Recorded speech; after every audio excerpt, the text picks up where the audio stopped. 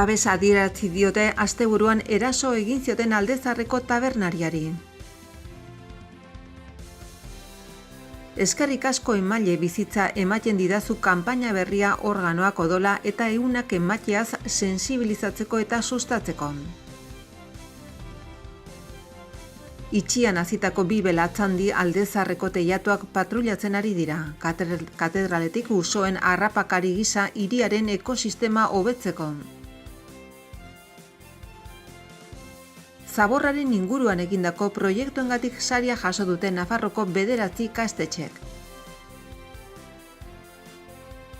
Nafarroko ospitalguneko boluntariotza taldeak zaurgarritasun egoeran zeuden 150 gaixoei lagundu zien 2018an.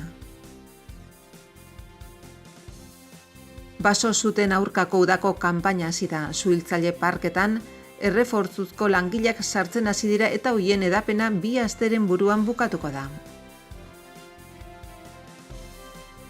Bilabesan bidaiatzerakoan jokaera egokia izateko sensibilizazio kanpaina. San Ferminetan udalak Askatasun plazako eta Takonerako aurrendako aisiaguneak berreditatuko ditu eta Medialuna parkeko kirola anitzeko eremua handituko du.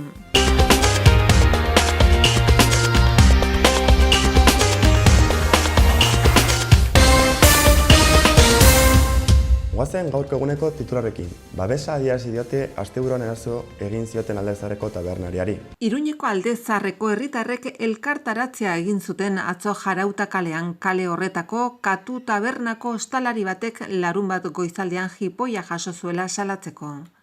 Gainera ustezko erasotzaileen etxe bizitzan sartzen saiatu ziren. Taberna itxi ondotik lagun talde batek sarrerako atea behera bota eta ostalaria jipoitu zuen. Zauri nabarmenak egin zizkioten aurpegian. Gertakaria salatzeko bertako herritarrek, merkatariek eta ostalaria protesta egin zuten gauean Jarauta kaleko 13. zenbakian. Uste baitute bertan daudela erasotzaileak. Droga trafiko egiten duten okupa batzuk dira. Udal zaingoak jakitera eman duenez, agentek esku hartu zuten protestariak etxean sartzen saiatu zirenean eta galarazi egin zieten sarrera. Hala etxeko atarian sartzen saiatzen ari zirenean, tensio uneak bizi izan ziren, bultzadakekin eta irainekin, baina ez zen ezer larriri gertatu. Azkenean, okupatutako eraikineko bizilagun batzuk etxetik ateratzea lortu zuten eta beste batzuk oraindik barruan jarraitzen dute. Eskerrik asko emaile bizitza ematen didazu kanpaina berria, organoak, odola eta ehunak emateaz sentsibilizatzeko eta sustatzeko. Osasun departamentoak emailen eta hartzaileen elkartekin batera Nafarroan organoak, odola eta ehunak emateko premiaz sensibilizatu eta kontzientziatzeko kanpaina berria abiaraziko du. Emailen kolektiboan belaunaldien arteko erreleboa bermatzeko xedez. Kontuan izan behar da, emailen proportziorik handiena 55 eta 60 urte bitarteko adin tarteari dagokiola. Ekimena aurkeztu du jarduneko osasun kontseilari Fernando Domínguezek eta aldean izan ditu Lazaro Elizalde osasun arloko herritartasunaren, aseguramenduaren eta bermeen zerbitzuko zuzendaria, Jose Antonio García Erce Nafarroko Odol eta Ehuneko Bankuko zuzendaria, Jose Roldán Trasplanten Autonomia Erkidegoko koordinatzailea, Manuel Arellano Altzerreko lehendakaria eta Javier Álvarez Adonakoa.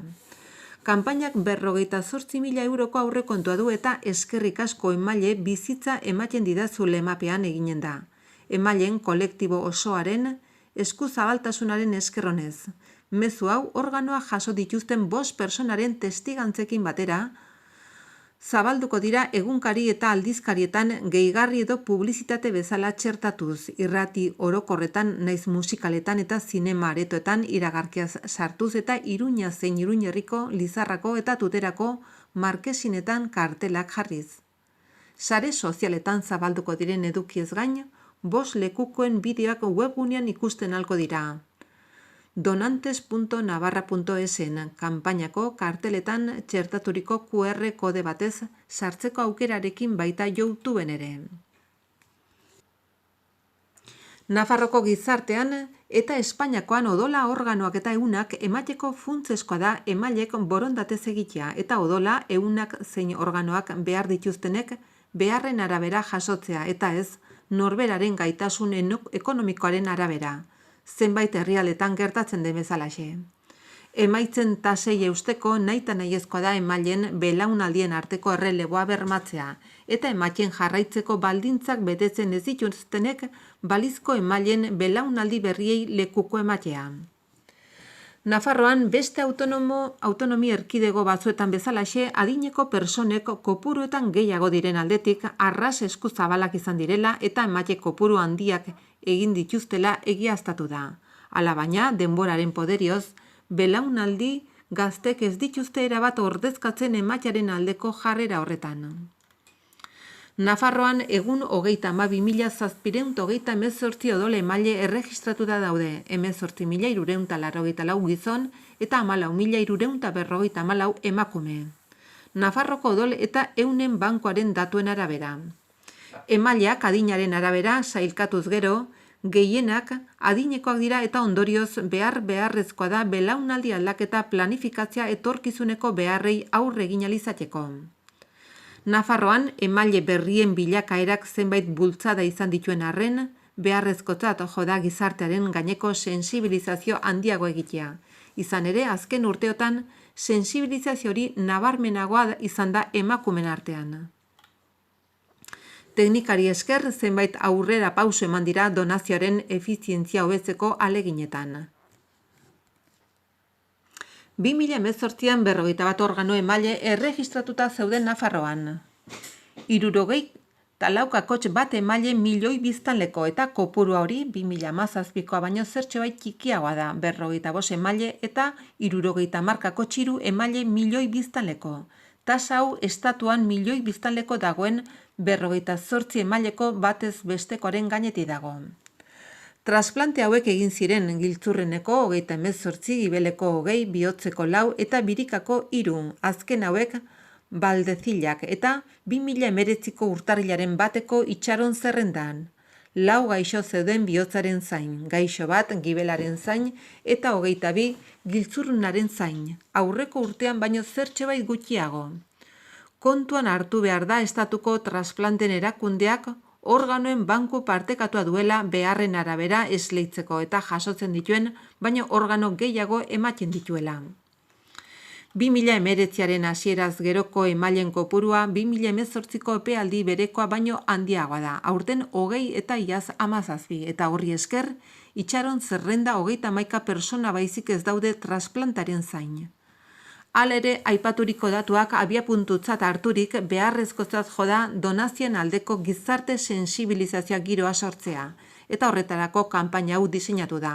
Odola, hezurmuina, giltzurruna, gibela edo birika jaso duten personen testigantzetan oinarrituta. Itxian hasitako bi belatzandi alde zaharreko telatuak patrulatzen ari dira katedraletik, uso narrapakari gisa hiriaren ekosistema hobetzeko.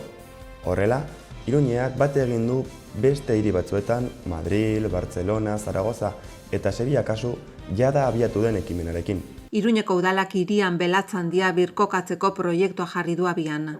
Hatxin teknikaz hotz landa hasieraren bidez. Apustu hau Nafarroko gobernuarekin elkarlanean eginda, gan nik enpresa publikoaren.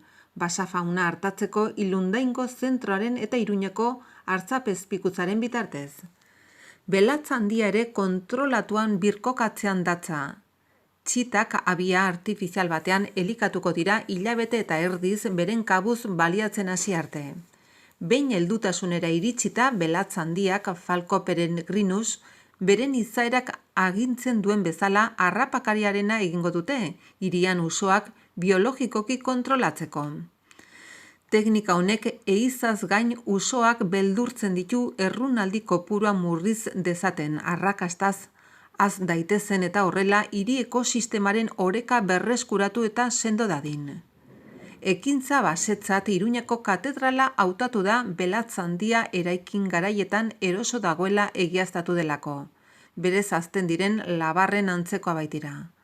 Nafarroan berez bizi denez Iruñaren inguruan ikusita belatz handia hiri askotan ugaltzen den espezia da, nahien dituen harrapakinak usoa baitira. Horrela, maiatz hasieran Iruñako katedraleko fatxadako dorretako batean hegaztiak hazten eta kontrolatzen aditu dira. Enpresako langilek kabia artifizial bat kokatu zuten, txita pare batekin. Errege bardetatik etorritako Iruña eta Falko. Txitak elikatzea teknikari hoien eta basafauna hartatzeko Ilundaingo zentroren zein takonerako langile adituen esku dago. Hegaztiak egunero bisitatzen zituzten maiatzaren 29 arte, behin 40 urte beteta. Kaiola ireki zieten, biek GPS igorgailua jarraipen bideokamerak dituzte. Belatz handia Falco peregrinus oso edatua dago, 5 kontinenteak hartuta, hortaz, 19 subespezie bereizi dira. Iberiar peninsulan dagoena Falco peregrinus brokoi izenekoa da. Europako beste tokietakoak baino ilunagoa eta txikiagoa izateagatik, hain zuzen, ehizan erabiltzeko ez da maiz azten. Belatz handiak hirigunetako kontroletarako erabiltzen dira dagoeneko ala nola Madrilen, Sevillan, Zaragozan eta Barcelonan. Zaborraren inguruan egindako proiektuengatik saria jaso dute Nafarroako 9 ikastetxek. Isabel Elizalde eta Maria Solana landa garapena, ingurumena eta toki administrazioko eta hezkuntzako jarduneko kontseilariek lehen hezkuntza, bigarren hezkuntza eta lanbide heziketako ikaslek zaborraren inguruan egindako proiektu berritzaileen saria banatu dizkiete, 9 ikastetxei. Ekitaldian izan da baita ingurumen eta lurralde antolaketako jarduneko zuzendari orokorra Eva García Balaguer. Hondakinen prebentziorako eta ekonomia zirkularra bultzatzeko Nafarroko gobernuaren bulegoak sustatutako sariak Nafarroko ikastetxek hondakinen prebentzio eta kudeaketa arloan egindako jarduera berritzaileak saritzen ditu. Gai horretan eragin eremua eskolatik harago zabaltzeko naiz hondakinak kudeatzerakoan eskolan bertan naiz herrian oihartzun positiboa sortzeko gaitasuna aintzat hartzearekin batera. Lehen edizionetara Nafarro osoko 21 ikastetxe aurkeztu dira eta hauek izan dira lehen hezkuntzako kategorian sarituak. Lehen saria Zubiriko Gloria Larraintzar ikastetxe publikoa ingurumenetik plastikoa ezabatzea proiektuarengatik. Bigarren saria Tuterako San Miguel de Larraga konposten herri bateko biodibertsitaterako proiektuarengatik. Aipamen berexia Tuterako Huertas Mayoresko patrulla berdearekin birziklatzen proiektuarengatik. Bigarren hezkuntzan lehen saria Iruñako Iturrama institutua Iturrama berdea proiektuarengatik, bigarren saria Garesko Padres Reparadores ikastetxea etorkizun iraunkorrera itzultzea proiektuarengatik. Aipamen berexia Iruñako Julio Caro Baroja institutua zapaldu eta egin pasta proiektuarengatik. Lanbide heziketan lehen saria Korellako goi mailako arte eta diseinu eskola birziklatuz guztiok irabazten dugu eta Korellak gehiago proiektuarengatik. Bigarren saria Azkoiengo Ribera eta de Larga institutua ikusi nire nekazaritza eta hiri konpostajea proiektuarengatik. Aipamen berexia Iruñako hezitzaileen eskola mundu irakor baterako bidean proiektuarengatik. Sarituek taldean jarduera bat egiteko aukera irabazi dute, hau da, hainbat proposamenaren artean mendi ibilialdiak egitea, raftina abentura parkeak hautatu ahal izango dute eta horrekin batera proiektuaren helburuak garatzen laguntzeko beste sari bat ikastetxearentzat.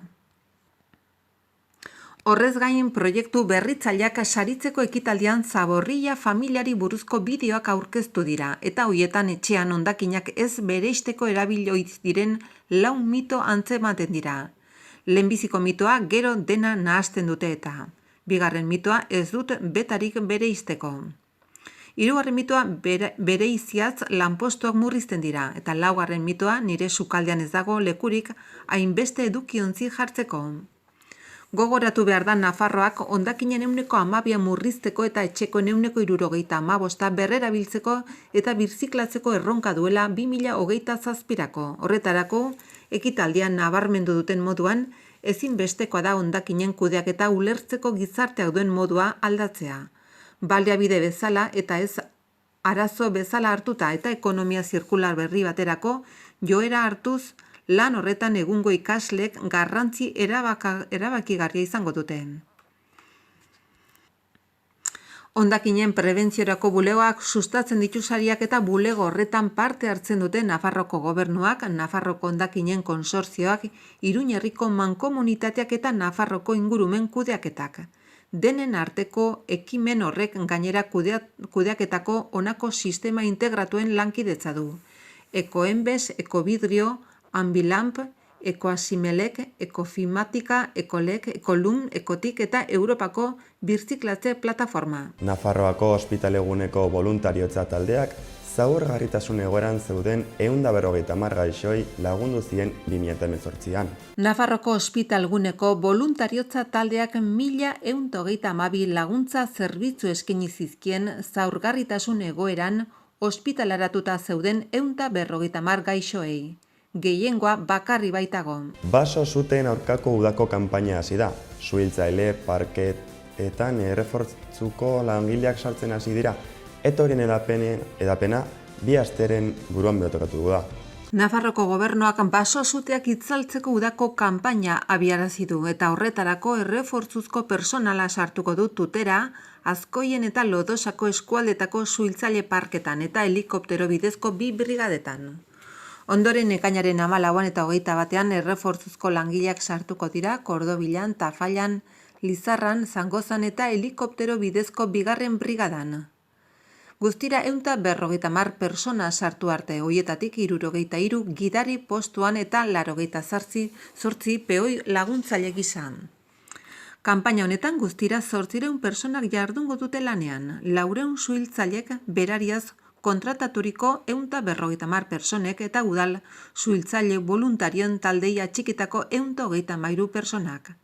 Gainera beharrezkoa balitz, ingurumeneko 115 baso zainen eta ingurumen eta lurralde antolamentuko zuzendaritza nagusiko 13 teknikariren laguntza izango lukete. Lurralde zein ingurumenari buruz eta baso makinariaren koordinazioari buruz duten ezagutza eskain dizaieten. Kanpaina honetan, Nafarroko suhiltzaileen aginte egituren ohiko errefortzua handiago izanen da, sute arriskurik handiena aurrikusia dagoen egunetan. Aginte arduradun bat gehituko baita helikoptero bidezko brigadetarako. Baliabide materialei dagokionez honako hauez baliatzeko aukera izanen dute 3 helikoptero, estatuak Noaingo basean utzitako lehorreko karga hegazkin bat. 52 pumpa auto, hauen artean 5 zisterna eta langileak garraiatzeko 54 ibilgailu.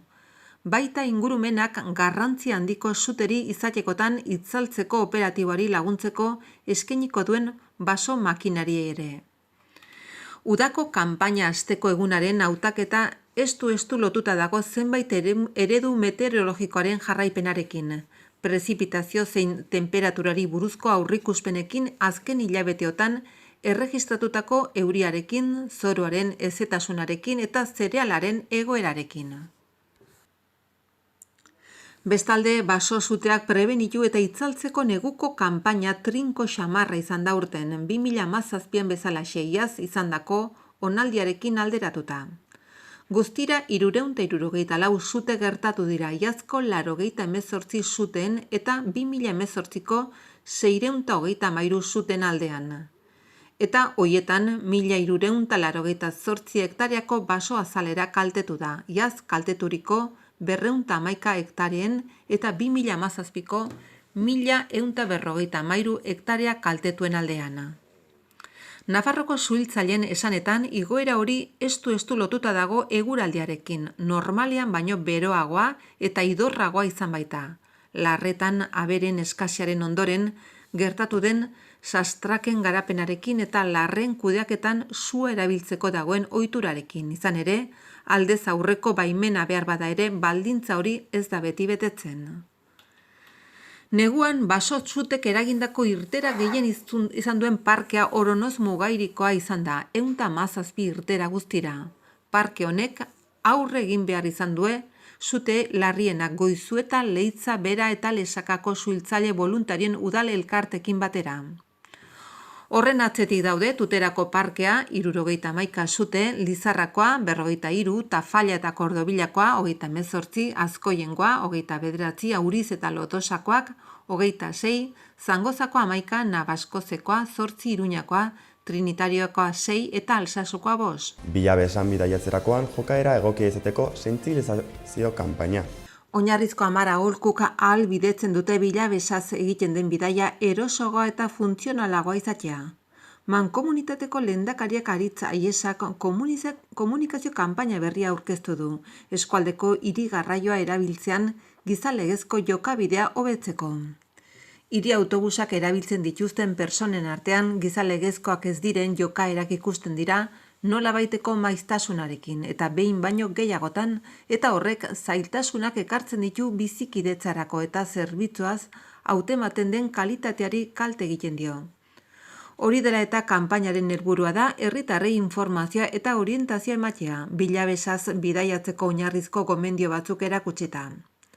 Garraio publikoan persona askok eta desberdinek erabiltzen dute oso keinu erraxekin autobuseko bidaia zerbitzuaren erabiltzaile guztientzat leku aldatze erosoagoa eta funtzionalagoa izatea dira kanpainaren helburuak. Kanpaina hau herritarrekin eta garraio enpresako langilekin zegoen konpromiso bada. Enpresa hori da zerbitzua ematen duena eta bertako langilek estutasun egoerei egin behar izaten diete aurre askotan. Jokabide desegoki horiek bideratu behar izaten baituzte. Aurkeztutako kanpainak ongi bidaiatzeko 10 moduri heltzen die. Igo behar baduzu egin ezazu beti geralekuan. Ahots tonu egokian hitz egiten baduzu ez diezu eragotziko gainerakoei. Errespetatu autobus geralekura iritsi zareneteko ordena. Utzi motxila lurrean gainerako bidaiarentzat leku gehiago egoteko. Errespetatu eserlekua erreserbatuak eta utzi tokia haurdunei, adineko personei edo mugikortasun arazoak dituztenei. Jarri aurren kotxeak haietarako erreserbatutako tokitan. Ongi esertzen bagara eserleku gehiago egongo da erabilgarri. Saiestu autobusean jatea edo edatea. Joan autobusaren atzealdera ahal bada. Musika entzuten baduzu doitu volumena. Gomendio garrantzitsuenak nabarmendu behar dira. Igo behar baduzu egin ezazu beti geralekuan. Geraleku batean gelditu eta gero autobusak ateak itxi dituenean eta ibiltzen hasten denean ezin du atea berriro zabaldu une horretan iritsi den bidaiari bati sartzen uzteko. Hori hala dago jasota ordenantzan eta segurtasun arrazoiengatik egiten da. Horren bestez garrantzitsua da nabarmentzea ez dagoela gidariaren borondatearen mende eta bidaiaren segurtasuna bermatzeko bete behar duten araua dela. Joan autobusaren atzealdera ahal bada. Autobusean sartzen garenean garrantzitsua da ibilgailuaren atzealderaino joatea, izan ere ohiko izaten da zenbait bilabesetan sartzea zaila izatea, naiz eta atzealdean leku libre egon. Errespetatu autobus geralekura iritsi zareteneko ordena. Geralekura iritsi gareneko ordenari eustea komeni da autobusera igotzen garenean. Horrek ekiditen du bidaiariak pilatzea sartzeko atearen inguruan eta beren adinarengatik edo egoera fisikoarengatik ahul edo zaurgarrian diren personei segurtasunez sartzeko modu ematen die. Kanpaina hau gauzatzeko hurrengo astelehenetik aurrera eta ekainaren 24 bitarte esku paperak banatu eta informazio emateko pertsak kokatuko dira autobus guztietan. Horrez gain, esku papera banatuko dira bidaiari gehien hartzen dituzten geralekuan eta garraio zerbitzuan sartuta dauden udaletan, eta haietan gainera informazio kartela jarriko dira. Beste alde batetik, 2 astean publizitatea erakutsiko da markesinetan eta 8 bilabesaren kanpoko aldean. Adierazi behar da irailean berriro egingo dela kanpainaren zabalkundea. Orduan, era berariazkoago batean ikastetxe eta unibertsitatetara bideratuta egongo da. Mugikortasunaren Europako astearen ospakizunekin bat eginez. Sanferminetan udalak askatasun plazako eta takonerako aurrentzako isiaguneak berreditatuko ditu eta Medialuna parkeko kirolanitzeko eremua handituko du. Jolas eta bat jarduera guztiak doan dira eta 0 eta 12 urte bitarteko aurrei zuzenduta daude. Kirolari, aldiz, 8 eta 14 urte bitartekoei. Sanferminetan Iruñeko udalak askatasun plazako eta takonerako aurrendako aisiaguneak berreditatuko ditu eta Medialuna parkeko kirolanitzeko eremua handituko du. Iruñeko udaleko tokiko gobernu batzarrak aurrendako gunen kontratazioa onetsi du. Bertan, urtero 300.000 parte hartzaile baino gehiago biltzen dira. 0 eta 12 urte bitarteko aurrek egunero izango dute hitzorduak goizez zein arratsaldez. Aurtengo berritasun nagusia, kirolari iaz Medialunako Lubanarroetan ireki zen kirola anitzeko gunea handitzea izango da. Lehen edizioaren arrakastaren ondoren, udalak programazioa berreditatu eta zabaldu du. Izan ere, parte hartuko duten kirol federazioak 18 izango dira, iazko 11aren aldean. Hona hemen aukerak. Xakea, atletismoa, badmintona, eskubaloia, kirol egokituak, esgrima, futbola, gimnastika, golfa, hipika, padela, euskal pilota, piraguismoa, arraunketa, taekwondo, arkutiroa eta herri kirolak. Jolase eremu nagusia Medialuna parkeko Lubanarroetan izango bada ere jarduera batzuk San Bartolome gotorlekuan eta Jito Alaia pilotalekuan Labriteko atzealdean izango dira. Gainera, piraguismoa Kaparrosoren errota udal instalazioan egingo da. Jarduera guztiak debalde, irekiak anitzak eta integratzaileak izango dira, eta kolaboratzaileak diren kirol federazioetako begiralek ikuskatuko dituzte. 8 eta 14 urte bitartekoei zuzenduta kirolari topagunea ere bada, bertan gazteak harremanetan izan aldira, elkar ezagutuz eta taldeak sortuz. Gunea irekia, plurala eta integratzailea da, ordutegia huxe izango da. 11:00 ordubitara eta 6:00 8:00 uztailaren 6an soilik arratsaldez. Kirol jarduerak eta modalitateak hainbat egunetan banatuko dira. Xakea uztailaren 6tik 9 eta 11:00 14:00. Atletismoa 8an zein 10:00 arratsaldez eta 11:00 zein 13:00 goizez. Badmintona 9:00 zein 11:00.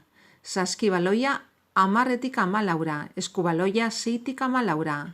Kirol egokituak 11:00 14:00, esgrima 6tik 8 eta 10:00 14:00. Futbola 6tik 9, gimnastika 7tik 10 eta 12tik 14. Golfa 6tik 10 eta 12tik 14. Hipika 8tik 11, padela 8tik 12, euskal pilota 8tik 12, Jito Alai pilotalekuan Labriteko atzealdean. Piraguismoa 6tik 14, jarduera eremuan bertan aurretik izena eman behar da jarduera honetarako salbuespenez. Arraunketa 10:00 zein 11:00, taekwondo 7tik 14, arkutiroa 6tik 11 eta 13:00 zein 14:00 eta herri kirolak 10:00 zein 12:00. Hirugarren urtez Iruñako udalak, Iruñerriko mankomunitateak eta Nafarroko gobernuak Nafarroko ingurumen kudeaketa sozietate publikoaren bitartez bat egin dute Takonera, Biztabella ingurunean aurrendako gunea sortzeko. Jolas filosofia berbera mantenduta. Proiektuak berrerabiltzearen garrantzia azpimarratzen du. Ingurumen jasangarritasunean aurrera egin nahi bada, iaz birjolastuz 60.000 lagunek oso ongi pasatu zuten. Aurten birjolastu 11 gunez osatuko da, iaz baino bat gehiagoz eta gauza ezberdin batzuez hots ekarpen berriez horrela aurrak berriro erakarri nahian.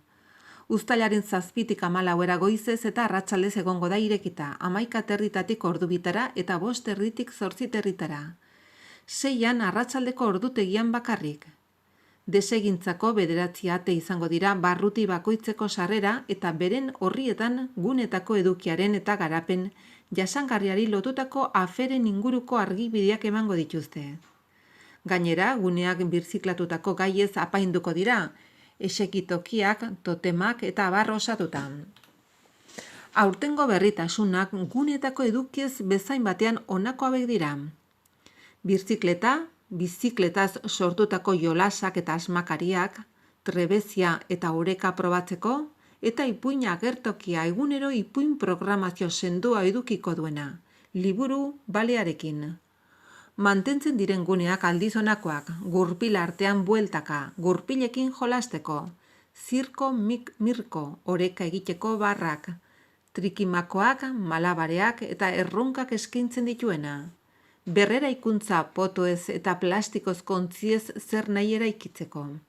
Mirarien sukaldea, jola simbolikoa, nini txoko, soto txikia aur txikienendakoa. Ontziralekua parkeko iturrian hondakin materialekin egindako ontziekin jolasteko. Animaliatxoak hoien gainera, igotzeko moduko animali erraldoiak poliesterrez eginak. Liburu balea bihurtutako itsas edukiontzia, barruan ipuinak zein komikiak trukatzeko eta kanpoan ipuinak kontatzeko. Arte naturala lorategiak diseinatu eta sortzeko, bertan jolasteko eta horrela jolastu ingurunea. Takonerako lorategi historikoa aintzat hartu eta horretan arreta jartzeko. Iaz 130.000 lagun igaro ziren Askatasun plazatik festak hauek bizitzeko. Datozen Sanferminetarako eremuan mantentzen da jolaserako eta aisialdirako gunearen ideia, 17 urtetik beherakoek ongi pasatzeko. Parkeak 3 jolasgune ditu, jarduera gai zein adin tarte ezberdinetarako. Aurreko aldea, Urmaelaren 2 albotan egituratuta, monumentoren eremua eta monumentoren atzeko aldea. Jarduera guztiak doan izango dira, festak hauek eremua uztailaren 6ko arratsaldetik 14ko arratsaldera egongo da irekita. 11:00 ordubitara eta arratsaldeko 6:00 bedezitara. Adin guztietarako 9 jolas gune egongo dira eta edoskitze gunean zein atsedenarakoa. La Caixa, Eroski, Lakturale eta Tren de Larun izango dira eremuaren babesle zuzenak eta Diario de Navarra eta Radio Popular Kope zeharkako babesleak. Plazan ez dira ohiko atrakzioa faltako, gai askotariko puzgarriak, bola igerilekua, aurrendako rokodromoa, erraztatzailea, minigolfa, pinponeko mailak, futbol ate zuloduna, gomin gunea, trenbidea trena, txalupa igerilekua, kermeza eta jolasgune markagailuduna, eta beste asko. Halaber beste jarduera batzuk programatu dira, ala nola entzierroak egunean bitan Carlos Hirugarrenaren etorbidearen amaierako tartean, eta tren turistikoa Carlos Hirugarrenaren etorbideko oinezkoen gunean ere izango dena.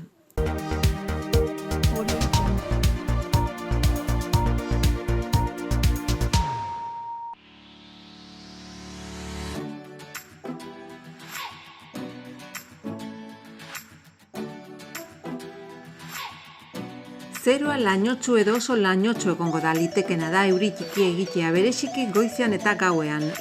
Ipar-mendebaldeko haize ahula ibiliko da tarte biziekin.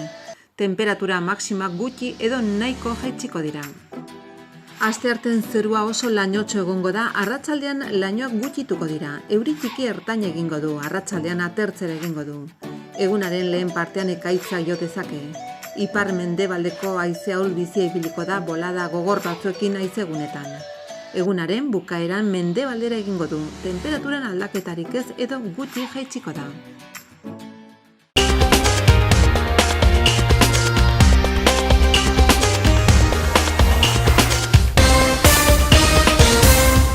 Babesa adierazi diote asteburuan eraso egin zioten Aldezarreko tabernariari.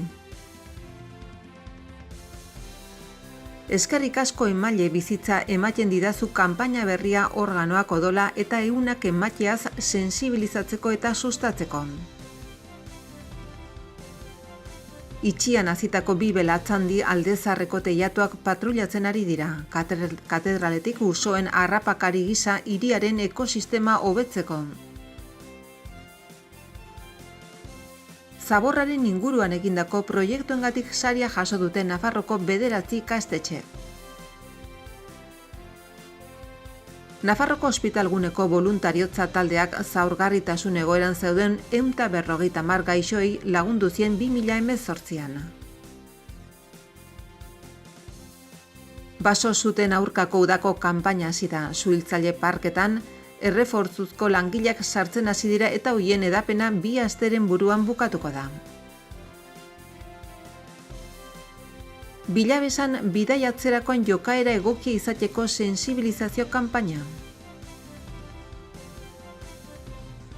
Sanferminetan udalak Askatasun plazako eta Takonerako aurrendako aisiaguneak berretitatuko ditu eta Medialuna parkeko kirol anitzeko eremua handituko du.